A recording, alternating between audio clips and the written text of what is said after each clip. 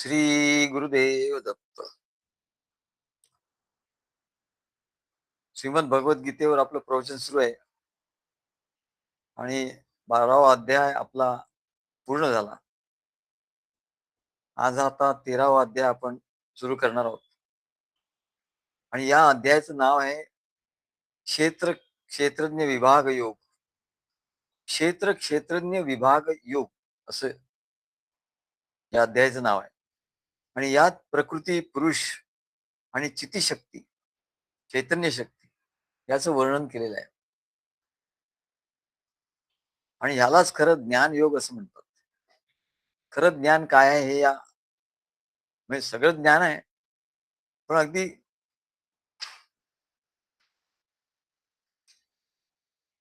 ज्याला आहे म्हणतात, अगदी याचा मध्यवर्ती भाग म्हणतात ज्ञानाचा, गाभा गाभा ज्याला,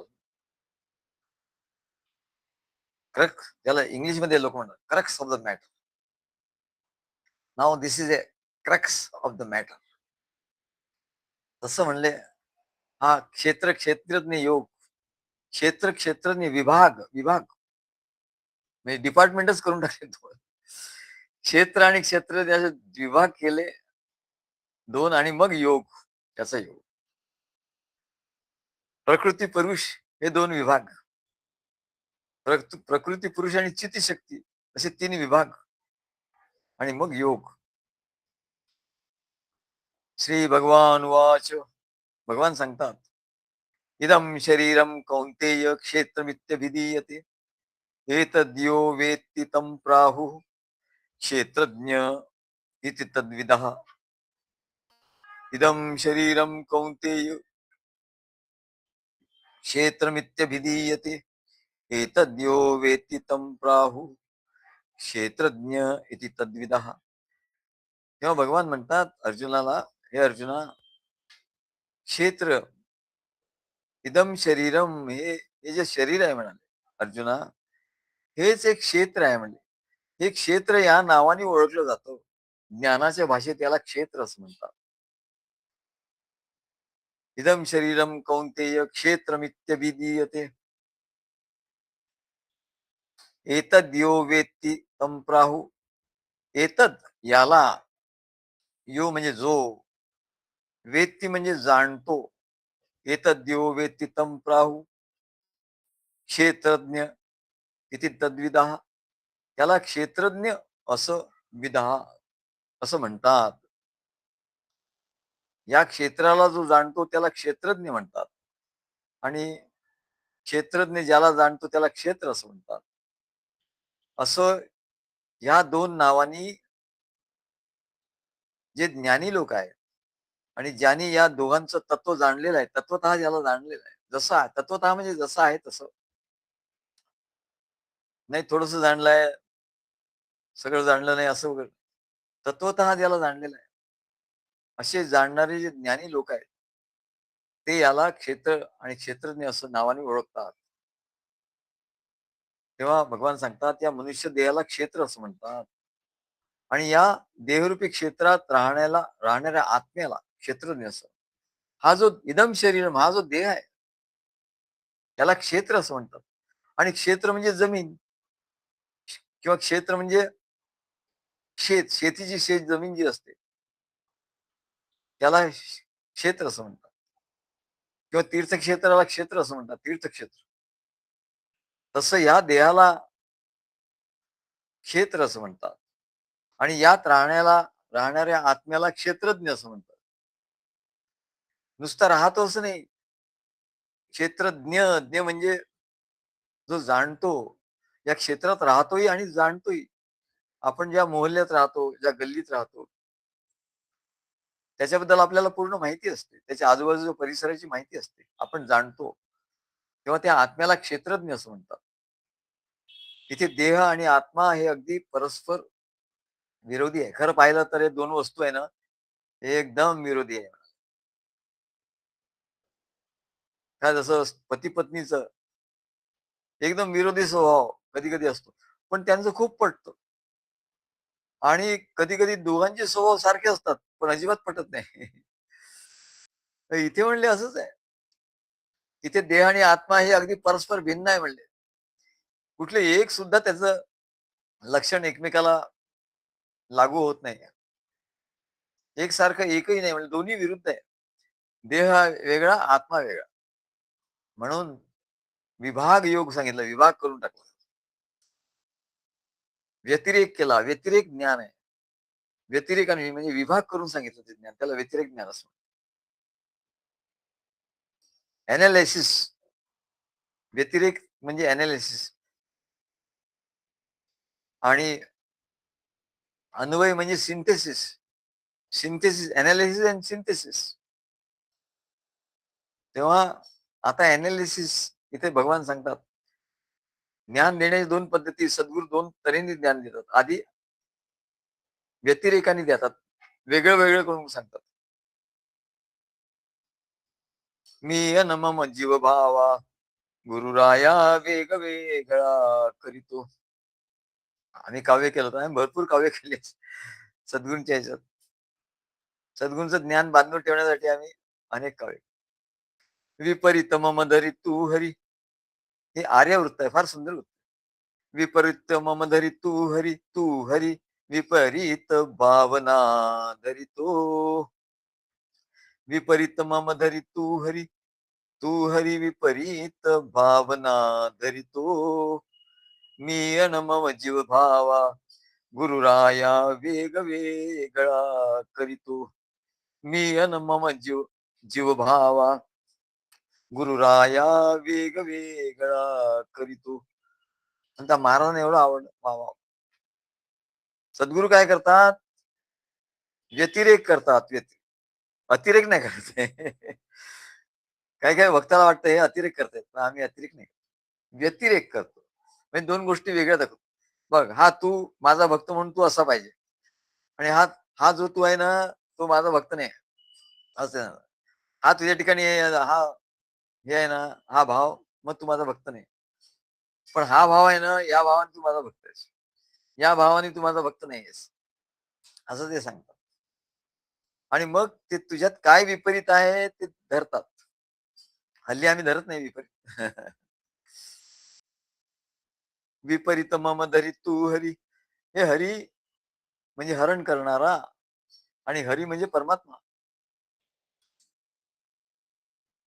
तर तू माझं विपरीत माझ्या ठिकाणी बघतो, आणि विपरीत काय आहे ते बघतो आधी. असं लेन्स ते लावलेलं असतं म्हणाला. स्कॅनिंग सुरू असतं सद्गुरूंच. आणि काय काय विपरीत आहे ते धरतो. विपरीत मम धरी तू हरी म्हणजे तू परमात्मा आहे, आणि तू हरी, आणि तू हरण करतो. विपरीत मम धरी तू हरी विपरीत भावना धरितो. पण तू माझ्याबद्दलचा विपरीत भाव नाही धरत.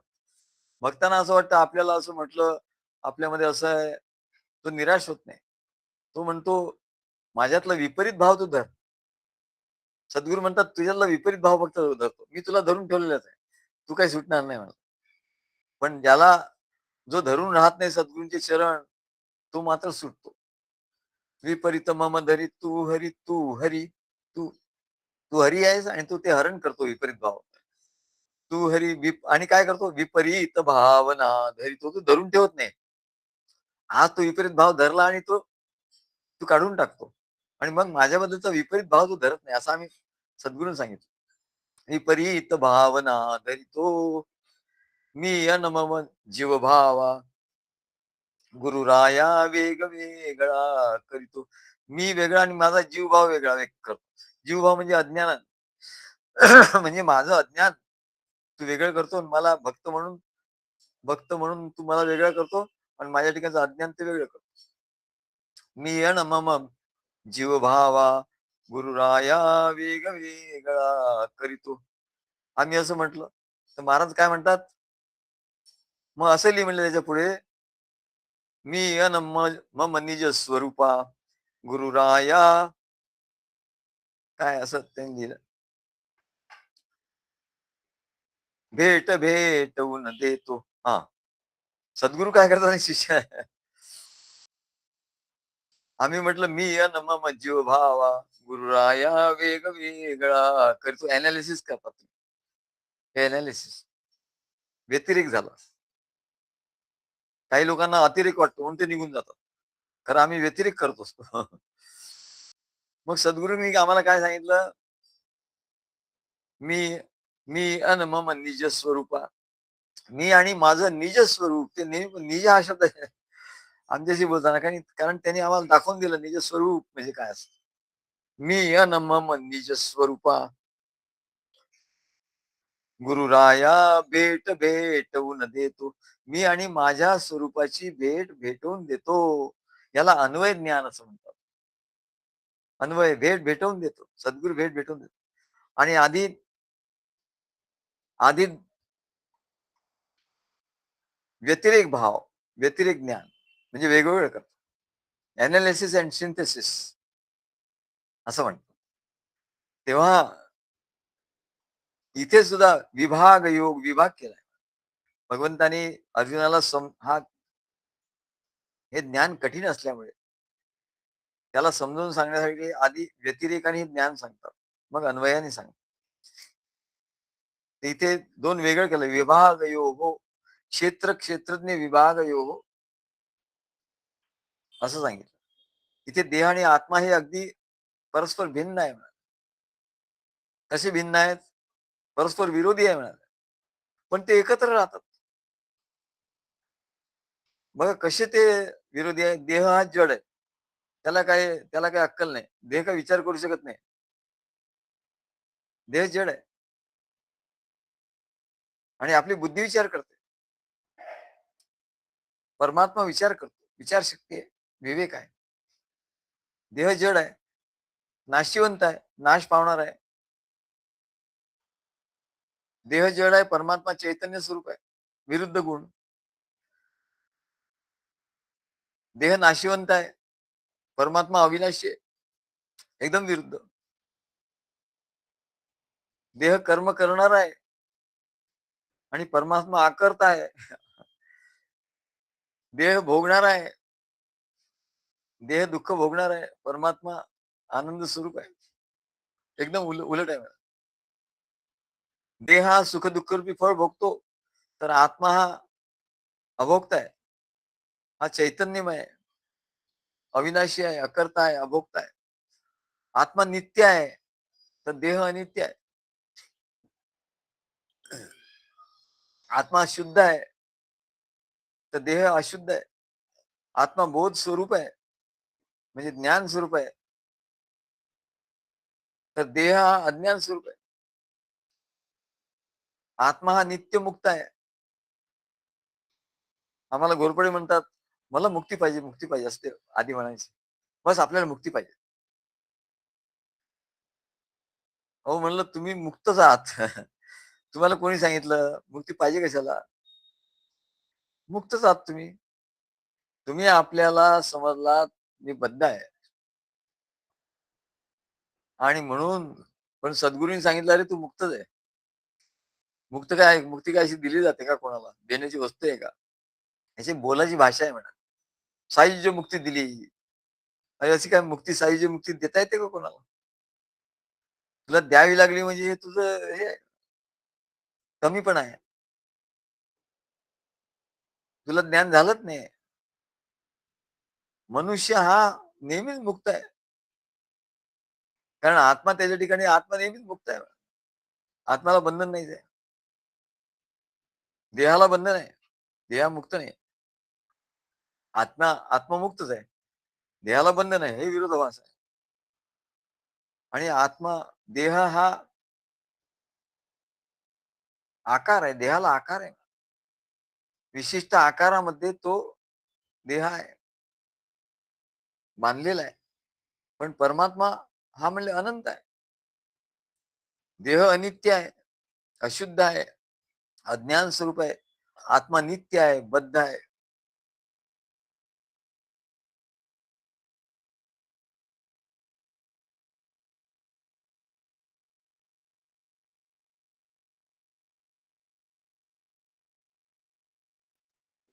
सद्गुरू आवाज येत सद्गुरू आवाज गेला.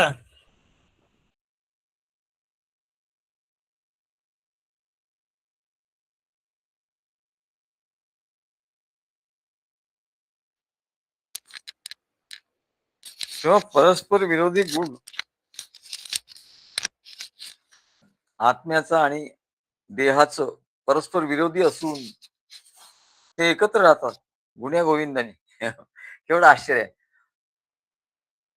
आणि पती पत्नी एकत्र राहू शकत नाही हो, प्रेम असून. काय नातेसंबंधात लोक एकत्र राहू शकत. तिथे तरी काहीतरी गुण जुळतात. लग्न करताना काही गुण जुळल्यानंतर लग्न करतात. 15 गुण, 16 गुण काहीतरी काय असेल ते. तरी त्यांचं जमत नाही म्हणा. आणि इथे तो विरुद्ध गुण आहे एकदम. तरी दोघं एकमेकाला असं धरून आहे. मग हा देह आपल्याला काय शिकवतो, की अरे माझा स्वभाव विरोधी असला तरी मी कसं त्या आत्म्याला घेऊन आहे म्हणा, किंवा आत्मा म्हणतो कसं मी त्या देहाला धरून आहे. तसं मनुष्यानी या कुटुंबात, नात्यात, समाजात, राष्ट्रात एकत्र स्नेहाने कसं राहावं याचा आदर्श म्हणजे हा देह आणि आत्मा. क्षेत्रज्ञ दोन वेगळे आहेत, विभाग आहे. पण योग, क्षेत्रज्ञ योग म्हटलं. योग म्हणजे एकत्र, सिंथेसिस. एक कुटुंबात, समाजात, राष्ट्रात एकत्र स्नेहाने कसं राहायचं, प्रेमाने कसं राहायचं, ते हा देह शिकवतो आपल्याला, देह आणि आत्मा. एतद यो वेत्ती म्हणजे हे जो जाणतो. इथे संकेत केलाय एतद. एतद म्हणजे हे क्षेत्र आणि क्षेत्रज्ञ याचं ज्ञान जो जाणतो. आणि हे क्षेत्रज्ञ जाणलं पाहिजे असा संकेत केलाय मला. क्षेत्र हे जाणल्या जाणार आहे. क्षेत्र हे जाणल्या जाणारी गोष्ट आहे. आणि क्षेत्रज्ञ हा जाणता आहे. अजून तर जाणता राजा. तर आत्मा हा किंवा क्षेत्रज्ञ हा जाणता आहे. आणि क्षेत्र हे जाणल्या जाणार आहे. किंवा आत्मा हा त्याला पाहणार आहे. या क्षेत्राकडे तो बघतो, देहाकडे बघतो आत्मा. त्याला पाहणार आहे. त्याची सगळ्या हालचाली त्याला माहिती असतात. तो काय करतो, काय कर्म करतो हे सगळं त्याला माहिती असतं. म्हणून आत्मा हा साक्षी आहे. म्हणून या दृष्टीने आत्मा हा साक्षी आहे. कारण तो पाहत असतो या देहाला. देहाचे सगळे व्यवहार तो बघतो. मनाचे सगळे सूक्ष्म देहाचे व्यवहार तो सगळे बघतो. बघत असतो. म्हणून तो साक्षी आहे. म्हणून या देहाला किंवा देहाला क्षेत्र असं म्हणतात. आणि त्याला दृश्य असं म्हणतात. दृश्य. ज्ञानाच्या भाषेत दृश्य असं म्हणतात. किंवा ज्ञेय असं म्हणतात. ज्ञेय म्हणजे जे जाणून घ्यायचं आहे ते. दृश्य म्हणजे ज्याला पाहायचं आहे ते. दृश्य, द्रष्टा आणि दर्शन हे त्रिपुटी आहे. दृश्य म्हणजे जे पाहायचं आहे ते. द्रष्टा म्हणजे जो पाहणारा तो. आणि दर्शन म्हणजे पाहण्याची क्रिया. किंवा ज्ञेय, ज्ञाता आणि ज्ञान. ज्ञेय म्हणजे जे जाणून घ्यायचं आहे ते. ज्ञाता म्हणजे जो जाणून घेतो तो. आणि ज्ञान म्हणजे जे जाणून घेण्याची क्रिया होती ती. तेव्हा आत्मा या क्षेत्राला जाणणारा म्हणून क्षेत्रज्ञ, किंवा पाहणारा म्हणजे द्रष्टा किंवा ज्ञाता, किंवा त्याच्या सर्व गोष्टीकडे लक्ष असतं त्याचं, म्हणून तो त्याला साक्षी असं म्हणतात. म्हणजे इथे दृश्य, द्रष्टा आणि दर्शन अशी त्रिपुटी तयार झाली. किंवा नेता, ज्ञान आणि ज्ञाता अशी त्रिपुटी निर्माण झाली. या दृश्य म्हणजे काय, देह तो नाशिवंत आहे. पण त्याचा नाशिवंतपणाचं ज्ञान दृढ झालं की देह असतानाच ही त्रिपुटी सांडून जाते. ही त्रिपुटी आता सांडली पाहिजे. सांडिली त्रिपुटी, दीप उजळला घटी, उजळला घटी. हा अनुभव तुकाराम महाराज की हा देह दिसणार आहे म्हणून याला दृश्य म्हटलं. आणि तो आत्मा बघणार आहे म्हणून त्याला द्रष्टा असं म्हटलं. आणि जी क्रिया आहे दर्शन, त्याला दर्शन असं म्हटलं. पण जेव्हा हे वेगळं केलं जातं, तो देह वेगळा क्षेत्र आणि क्षेत्र त्याला जाणणारा वेगळा आणि तो जाणणारा त्याला वेगळेपणाने बघतो. हा माझा देह, हा माझा देह. म्हणून आपण म्हणतो माझा देह. मी देह का नाही म्हणत? कोणी असं म्हटलंय का हो आजपर्यंत? की मी देह, असं कोणी म्हटलं नाही. माझा हात, मी हात नाही म्हणत. माझा हात, माझा देह. मी आणि माझं म्हणजे मी वेगळा राहतोच. तर तो जो वेगळा राहतो मी, तो म्हणजे क्षेत्रज्ञ. तो जाणतो, की हा माझा हात आहे. हे माझे पाय आहेत. हे माझा चेहरा आहे. हे माझे डोळे आहेत. हे सगळं तो जाणत असतो. तेव्हा असं जेव्हा तो वेगळेपणाने जाणतो. एरवी मनुष्य आपल्या स्वतःला मी म्हणजे हे देह समजतो. परंतु इथे क्षेत्र आणि क्षेत्रज्ञ याचं ज्ञान, या ज्ञानाने 2 वेगळं होतं. आणि नुसतं ज्ञान नाही, तर तो आत्म्याला असं ज्ञान होतं, की हा जो देह आहे ना, हा नाशिवंत आहे. हा म्हणले आज आहे उद्या नाही बाबा. आज तुला असं वाटतं, आज आहे. तुला वाटतं असंच राहणार, असं नाही. असं जेव्हा दृढ होतं, अरे हे नाशिवंत आहे. यात काही अर्थ नाही. हा जाणार आहे. म्हणून यात जास्त आसक्त व्हायचं नाही. आणि याच्या अनुषंगिक जे कुटुंबीय आहेत, नातेवाईक आहेत, आणखी याच्या अनुषंगिक जे काही सुख आहे, दुःख आहे, त्यात कशात अडकायचं नाही. कारण याचं नाशिवंतपणाचं ज्ञान दृढ करून घ्यायचं. आणि याच्या देहाच्या नाशिवंतपणाचं ज्ञान दृढ झालं, की मग त्याच्यातून आपलं लक्ष निघून जातं.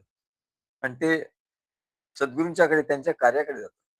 किंवा सद्गुरूंच्या कार्यामध्ये जर लक्ष असेल, जास्तीत जास्त लक्ष देत असेल तो, तर त्याला त्याचं लक्ष या देहापासून दूर जातं म्हणाले. आणि ही त्रिपुटी सांडून जाते आणि केवळ आत्मा शिल्लक राहतो. त्यालाच आत्मज्ञान असं म्हणतात.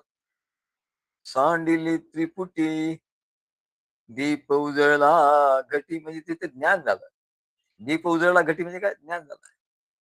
जेव्हा हे 2 वेगळे केले क्षेत्र आणि क्षेत्रज्ञ आणि देह हा नाशिवंत आहे आणि आत्मा हा अमर आहे. या दोघांचे जे गुण-दोष सांगितले, आत्म्याचे गुण आणि देहाचं दुःख, हे विरोधी स्वभाव जे मगाशी वर्णन सांगितलं, ते वेगळे करून जेव्हा आपल्या लक्षात येतं, तेव्हा त्याच्यात आसक्ती राहत नाही आणि मग त्रिपुटी सांडून जाते असं त्याला. त्याला शेताचं उदाहरण दिलंय. ज्ञानेश्वर महाराज म्हणतात, "या देहरूपी शेतात कर्म घडत असतात." जसा शेतकरी आणि त्याचं संस्कार रूप बीज पडून हा संसार रूपी वृक्ष तयार होतो. जसं बीज शेतामध्ये पेरतात आणि त्याचा वृक्ष तयार होतो. त्याची शेती तयार झाडं तयार होतात आणि त्याच्यावर कालांतराने सुख-दुःख रूपी फळे येतात. आमराई लावतो. त्याच्यात आंबे येतात. तसं म्हणजे सुख-दुःख रूपी फळ येतात. काही झाडांची फळं कडू पण असतात. तसं म्हणले सुखरूपी फळं येतात. ती जीवाला भोगावी लागतात आणि म्हणून या देहाला क्षेत्र असं म्हटलं. तसंच क्षणाक्षणाला याचा क्षय होत असतो. हा देह काय आधी बालपण असतं, किशोरावस्था असते, मग तारुण्य येतं. मग म्हातारपणी हळू तो झिजत जातो. शीर येते, येते शरीरहा. शीर येते म्हणजे म्हणजे तो क्षय होत जातो. ऱ्हास होत जातो. म्हणून त्याला शरीर असं म्हटलं. म्हणून याला क्षेत्र असं म्हणतात. म्हणून 15व्या अध्यायात याला क्षरपुरुष असंही म्हटलंय. क्षरण होतं त्याचं. या क्षेत्राला जो जाणतो त्याला क्षेत्रज्ञ असं म्हणतात. क्षेत्रज्ञ म्हणजे आत्मा. इथे क्षेत्रज्ञ आत्मा आणि क्षेत्र म्हणजे देह. हे 2 वेगळं-वेगळं करून दाखवलेलं आहे. यालाच व्यतिरिक्त ज्ञान असं म्हणतात असं आपण सांगितलं. देह आणि आत्मा हे या देहामध्ये परस्परांशी खूप निगडीत झालेले आहेत आणि सर्वसामान्य मनुष्य म्हणून त्याला वेगळं-वेगळं करू शकत नाही. हे मनुष्याला फार कठीण होतं. देह आणि आत्मा वेगळं करणं. किंबहुना हे वेगळे आहेत याची तू कल्पनाच करू शकत नाही. देह म्हणजेच मी. तो मी असं म्हणतो, देहाला बघूनच मी म्हणतो. खरं आत्म्याला बघून त्याने मी म्हटलं पाहिजे. म्हणून भगवंतांनी या ठिकाणी हा देह आणि त्यात राहणारा आत्मा हे वेगवेगळे कसे आहेत हे अगदी सविस्तरपणे सांगितलं आहे. क्षेत्र क्षेत्रज्ञयोः विभागयोग, विभाग. कारण या दोघांना वेगळं केल्याशिवाय दृश्य आणि द्रष्टा किंवा पाहणारा आणि जाणणारा कोण हे कळणार नाही मला आणि जाणणं होणार नाही. नीट स्पष्टपणे समज होत नाही. म्हणून क्षेत्र म्हणजे हा देह म्हणजे पंचमहाभूतांनी बनलेला देह आहे.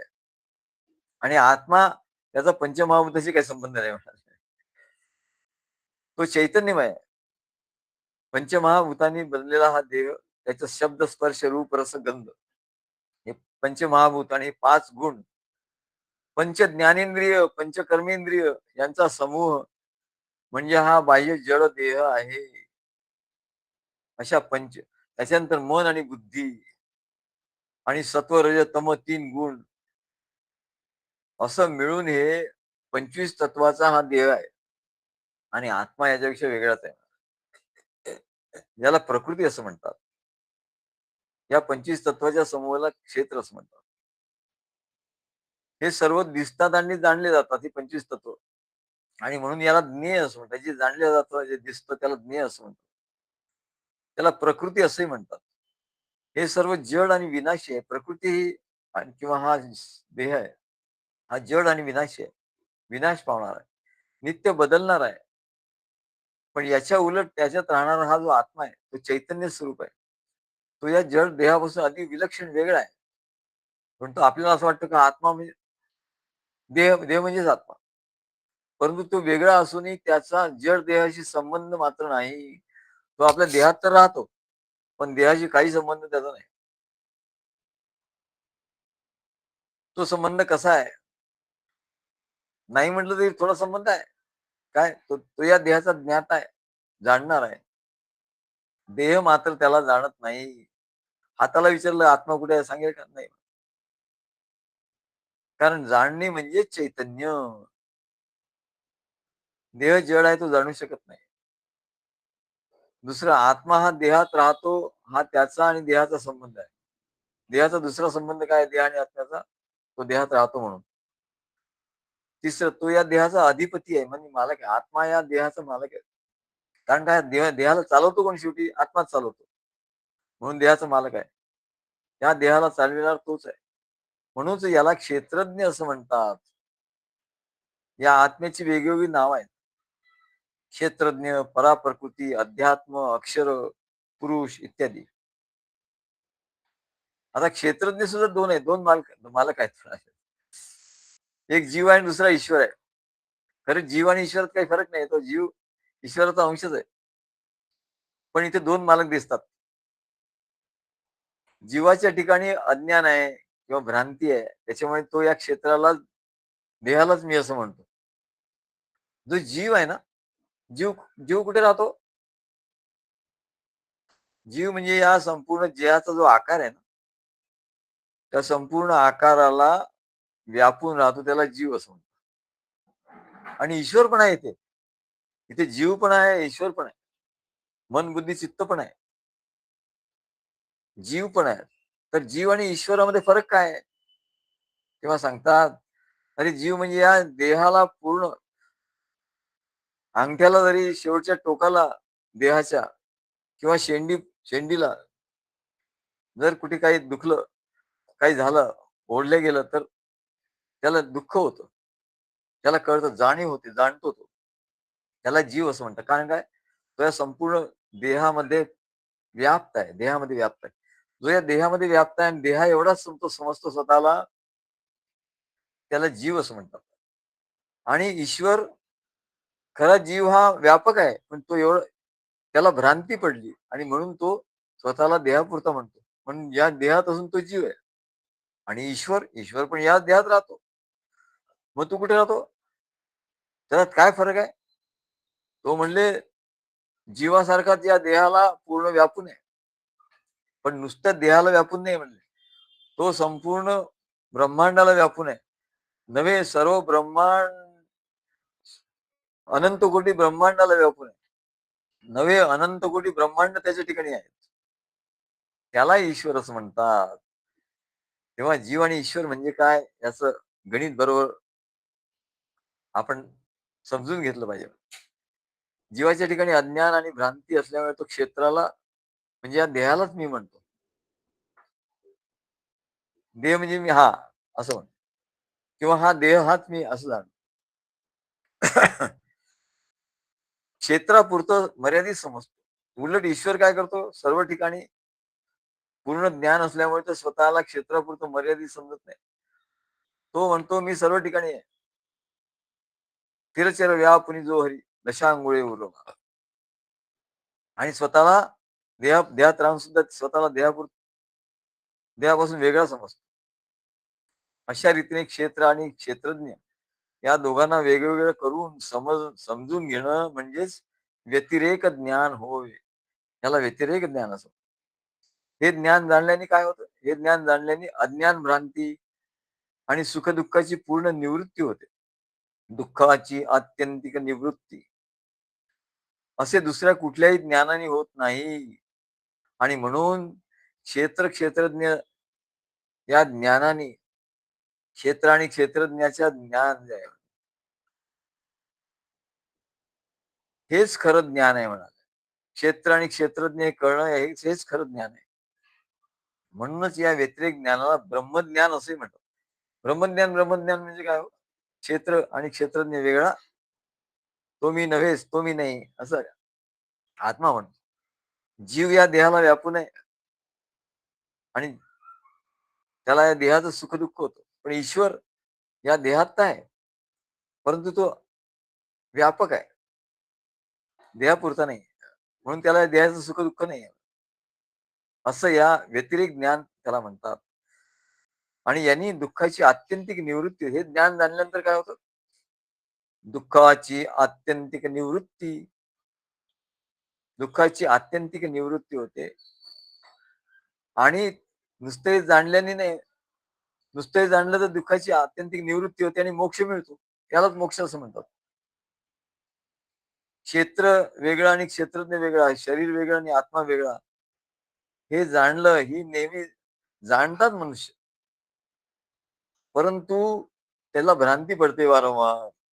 परत तो म्हणतो मी म्हणजे हा देह आणि असेच धरून व्यवहार करतो.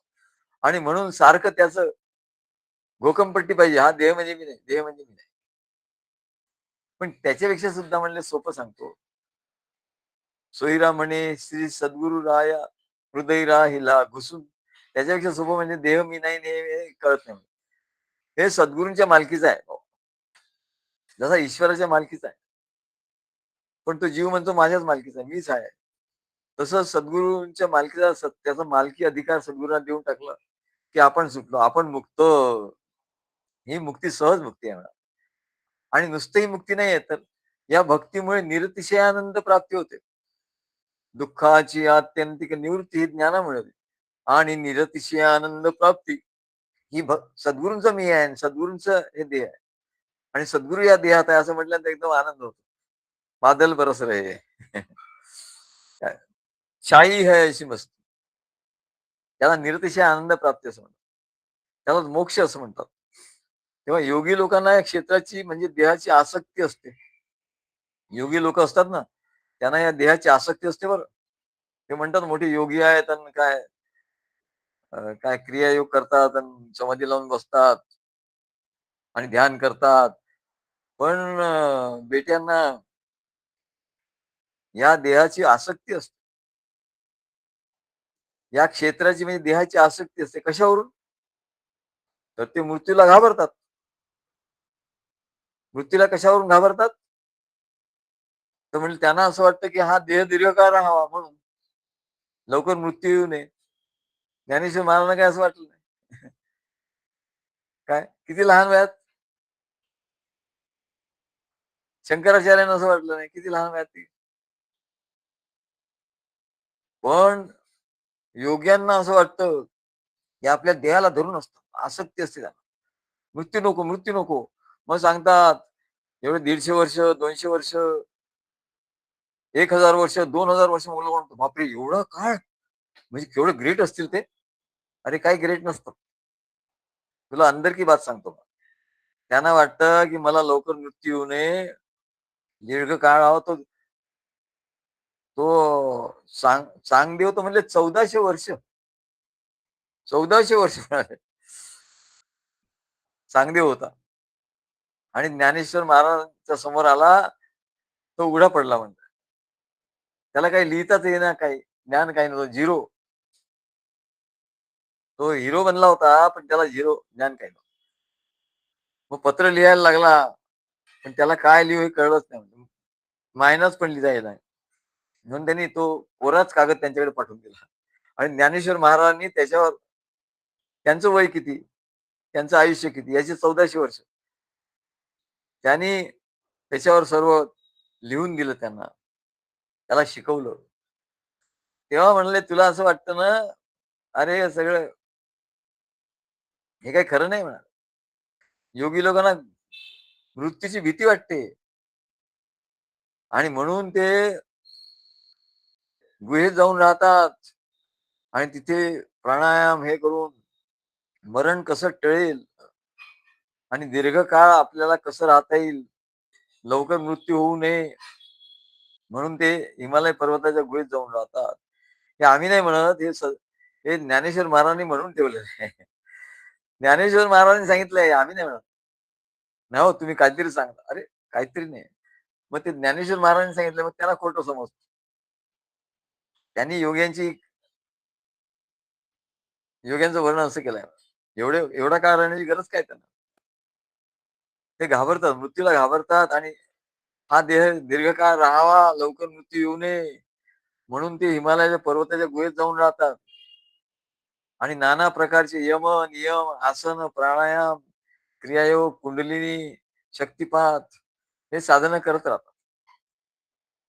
खरं साधनाची काय गरज? जो जो नित्य मुक्त आहे, त्याला मुक्त व्हायची गरज काय?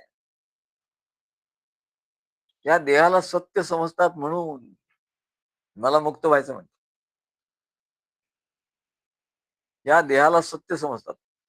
आणि ज्ञानेश्वर महाराजांनी लिहिलं की ते या योगी लोक या देहाला सत्य समजतात आणि वेदांती लोक, जे ज्ञानी लोक आहेत, ते मात्र या देहाला असत्य समजतात, मिथ्या समजतात.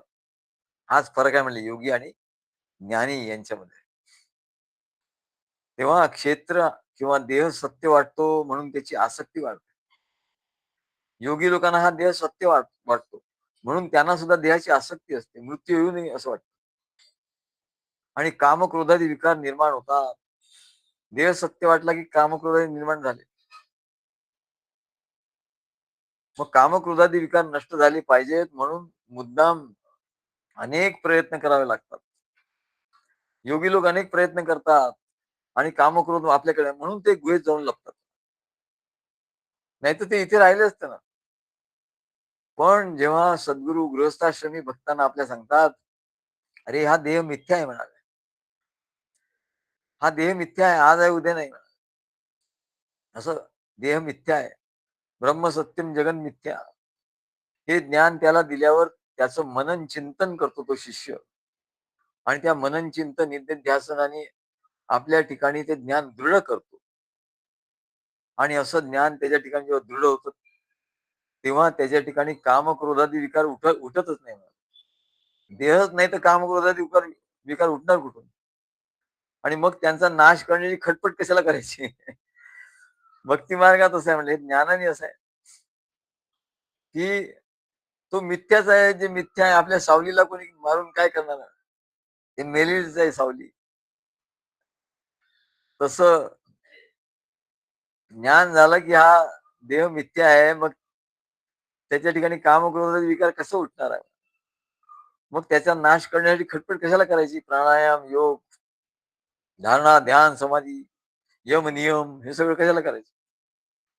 म्हणून मोक्ष प्राप्तीसाठी हा एवढंच पाहिजे. मोक्ष तुला पाहिजे ना, मुक्ती पाहिजे, मग एवढंच कर. हा देह मिथ्या आहे अशी भावना कर, दृढ कर.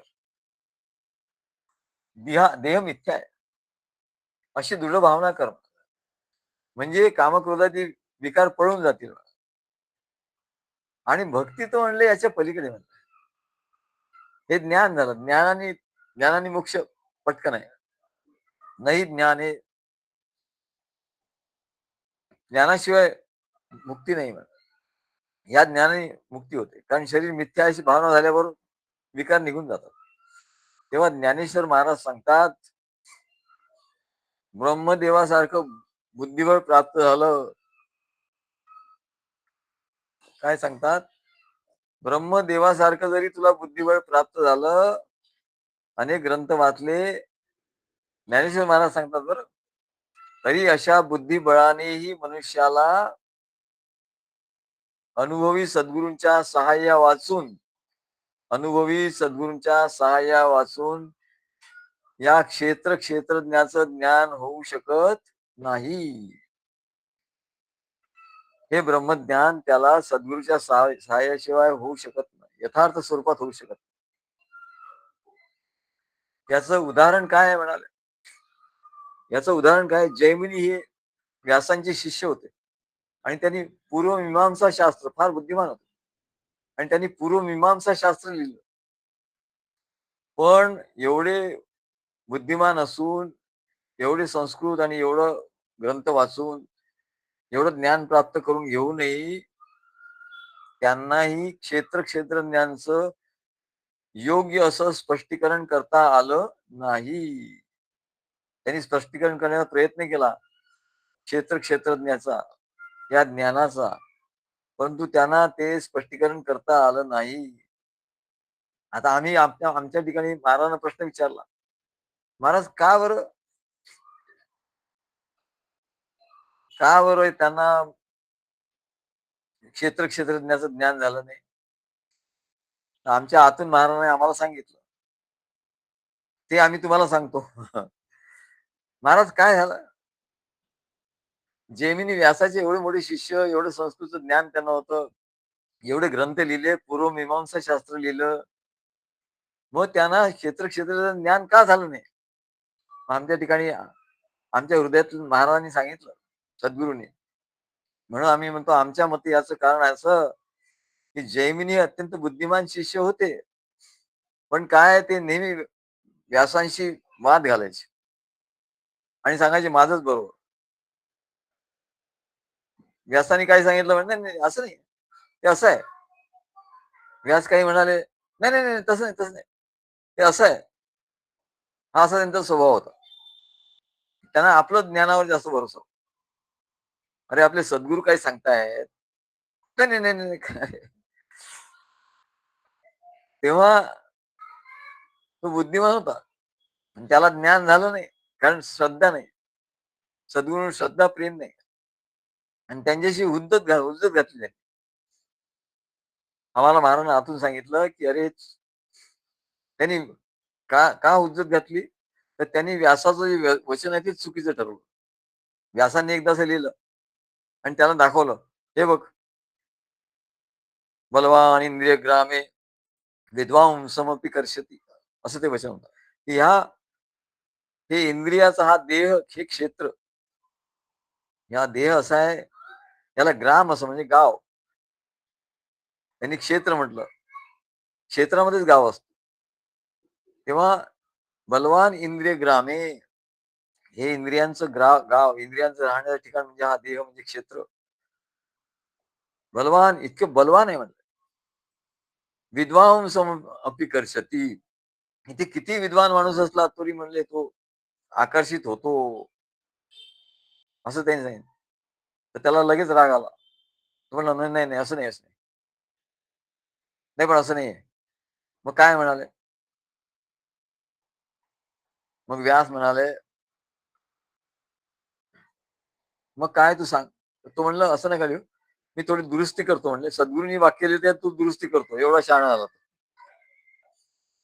बलवान इंद्रिय ग्रामे विद्वांसम अपि कर्षती, न न काढून टाका, विद्वांसम अपि सुद्धा. हा, विद्वांसम नापि कर्षती. व्यासाने लिहिलं होतं विद्वांसम अपि कर्षती, विद्वान सुद्धा आकर्षित लिहिलं होतं. त्यांनी म्हणले विद्वांसम अपि नका लिहू, न अपि असं लिहा. मग सद्गुरू म्हणतात, हा जाऊ दे, तो म्हणतोय ना, जाऊ दे, काय त्याच्याशी कोण उद्धत घालणार, म्हणजे जाऊ दे. पण नंतर ती गोष्ट आहे, आपण कधीतरी सांगू. त्याला त्याची अनुभूती आली म्हणजे. तेव्हा महाराज सांगतात की त्याचं व्यासांचं वचन त्यांनी खोटं मानलं आणि खोटाही सांगितलं आणि त्यांनी तो न काढायला सांगितलं. विद्वांसम अपि कर्षती का त्या ठिकाणी न घालायला सांगितलं. त्याचा धचा मा करतात तसं. यावरून त्याची व्यासावर पूर्ण श्रद्धा नव्हती असं दिसतं. म्हणूनच त्यांना म्हणूनच त्या जैमिनीला क्षेत्रज्ञ या ज्ञानाचा नीट उलगडा करता आला नाही. जे ज्ञानेश्वर महाराज सांगितलं की जैमिनीला सुद्धा म्हणजे त्यांनी लिहिलेल्या ग्रंथामध्ये ते बरोबर लिहिलेलं नाही असं ज्ञानेश्वर म्हणतात. ज्ञानेश्वर महाराज म्हणतात का? त्याचं उत्तर त्याला त्या ज्ञानाचा नीट उलगडा करता येणार नाही आला नाही, कारण श्रद्धावान लभते ज्ञानम. श्रद्धावान शिष्यालाच निसंशय ज्ञान होतं, शंकेखोराला ज्ञान होत नाही. तेव्हा ज्याप्रमाणे जमिनीचा मालक माझी जमीन असं म्हणतो, म्हणून तो मालक होतो. मालक म्हणतो माझी जमीन. आणि जमिनीची वहिवाट करणार कुळ करतो. तो मागे कुळ कायदा आला होता की तिथे कुळ सगळं काम करतं आणि मालक आपला नुसता धनधान्य काय त्याच्यातलं हे खातो आणि बोरीच्या बोरी भरून घरी आणतो आणि त्या कुळांना बिचाऱ्यांना थोडंसं मिळतं जेवणापुरतं. तेव्हा कुळ कायदा आला आणि त्याने सांगितलं काय नाही, जो वहिवाटदार असेल, कुळ असेल, त्यांच्या मालकीची जमीन. म्हणजे कुळ कायद्यात बऱ्याच लोकांच्या जमिनी गेल्या. तेव्हा या या शेतामध्ये कुळ म्हणजे हा प्राण आहे. प्राण हा कुळ आहे. हे प्राण सगळं काय करत असतो, काय रक्ताभिसरण करतो. सगळ्या ज्या संस्था आहेत, पचन संस्था, सगळ्या संस्थेचं काम हा प्राण बघतो. तो खपतो दिवस रात्र 24 तास. हा प्रकृतीचा भाग आहे. तेव्हा कुळच शेतीची कामं करतो, शेतीतून पीक निघतं. तसं प्रकृतीच प्राणांना प्रेरणा आणि चेतना देऊन त्या देहाची सर्व कार्य करते. पण जीव काय म्हणतो, जीव म्हणतो मी या जमिनीचा मालक आहे, करत काहीच नाही म्हणाला. काय करत काहीच नाही, पण या जमिनीचा मालक मी आहे असं म्हणतो. आणि जमीन भूमी व्यापून राहतो, तो शरीर व्यापून राहतो, शरीराचा अहंकार धारण करतो, काम काहीच करत नाही. आणि जमिनीच्या असं केल्यामुळे त्याला काय होतं, जमिनीच्या काही चांगल्या वाईट परिणामांसाठी तो जबाबदार ठरवला. जबाबदारी त्याच्याकडे येते, कुळाकडे नाही. कुळ काम काम करतो, पीक काढतो, पण हा नुसताच बसतो ना. पण सरकार दरबारचा काही हे झालं, कर भरायचा काय भरायचं काय गडबड झाली की यालाच पकडणार म्हणा. तसं जीवाला पकडतात. जीव हा जबाबदार आहे चांगल्या वाईट परिणामांसाठी. म्हणून तो जमिनीचा मालक आहे. म्हणून सर्व अधिकार जबाबदारी त्याच्याकडे आहे. म्हणून ते म्हणतात, इंग्लिशमध्ये एक म्हण आहे की फूल्स build houses.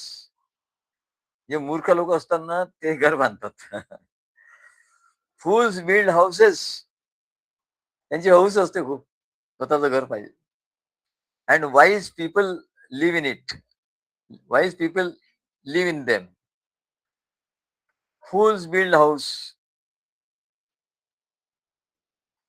Fools build houses and wise people live in them असं म्हणतात. तसा हा जीव आहे, तो फूल आहे म्हणाल. म्हणजे तो अज्ञानी आहे, मूर्ख आहे. हे सर्व क्षेत्र आहे, याच्यात तो असं मालक म्हणून बसलेला आहे काय. तेव्हा सर्व जबाबदारी त्याच्यावर आली आहे. म्हणून या क्षेत्राचा करता भोगता तोच होतो. वास्तविक पाहता जीव हा ईश्वर स्वरूप आहे. जीव आणि ईश्वरामध्ये काही फरक नाही.